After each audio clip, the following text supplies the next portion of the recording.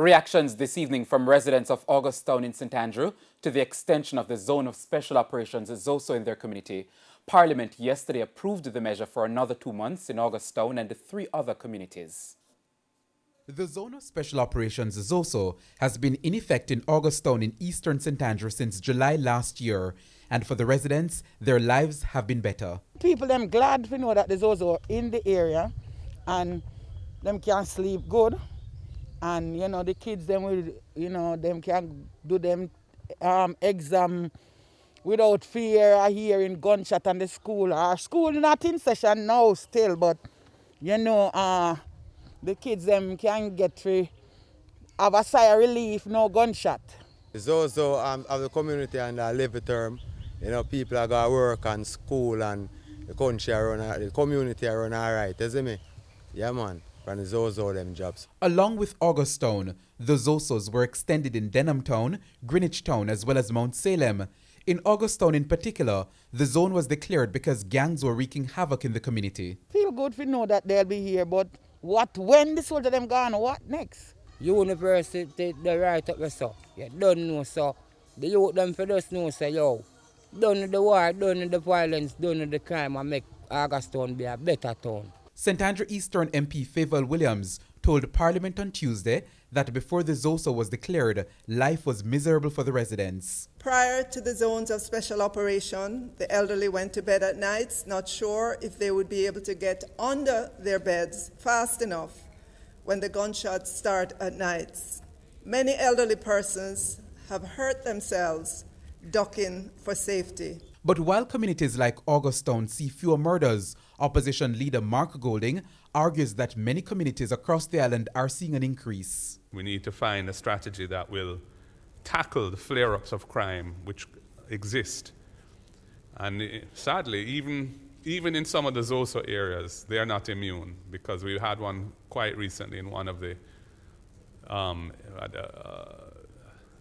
a series of violent acts in one of the ZOSO communities up to about a week ago. I look forward to seeing what can be done to learn from the ZOSO legislation and what can be generalized to help make law enforcement more effective. It is true we need to look in the holistic approach to fighting crime at the capacity of our the legal framework, the justice system, the Parliamentary Council, the Attorney General Department, and all the other factors that go into ensuring we can have not only efficient policing, but justice for all. Vashon Brown, TVJ News.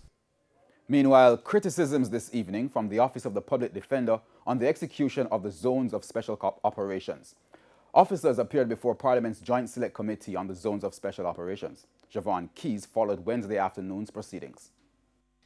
Public Defender Arlene Harrison Henry is once again chastising aspects of the execution of the Zones of Special Operations ZOSO. As a matter of fact, the overall efficacy of the zones is being brought under scrutiny. The data provided has not revealed or shown the recovery of firearms, ammunition, nor is there any report of successful investigation and prosecution of any major crimes.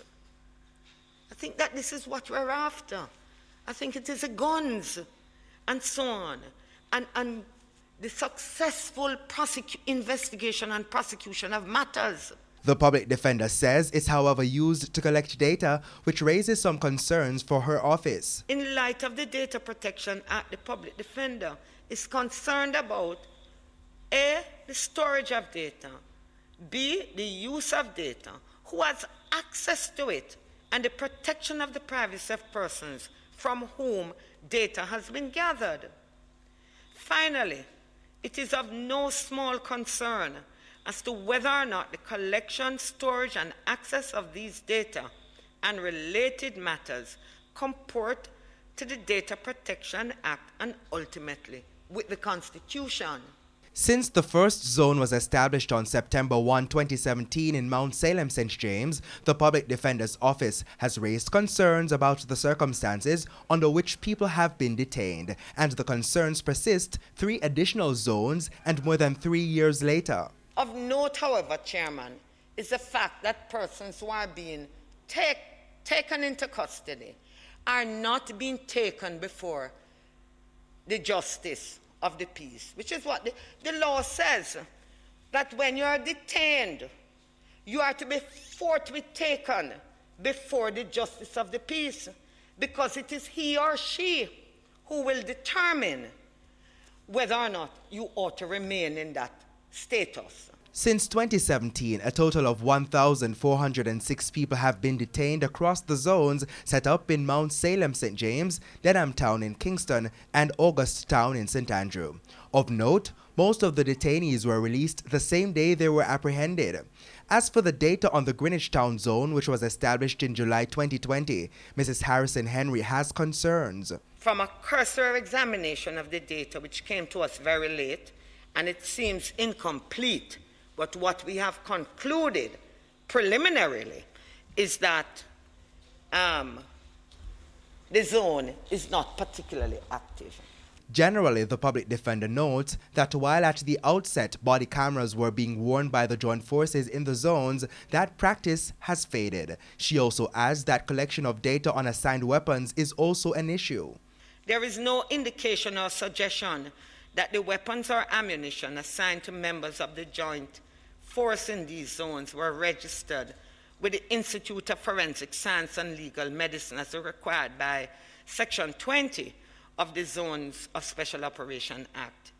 Mrs. Harrison Henry says this highlights a blatant disregard for the provisions of the Law Reform Act of 2017, which governs ZOSOs. She adds that the neglect of these and other provisions suggests that the security forces have not learned from the past events, such as the May 2010 police operation in West Kingston. Javon Keys, TVJ News. To a primetime news follow-up now, entertainer Beanie Man pleaded not guilty to breaches of the Disaster Risk Management Act and the Noise Abatement Act when he appeared in the St. Elizabeth Parish Court today. He's scheduled to stand trial on April 19. The entertainer was accused of hosting an entertainment event in St. Elizabeth on November 29 in contravention of the Disaster Risk Management Act. He's being represented by attorney-at-law Roderick Gordon.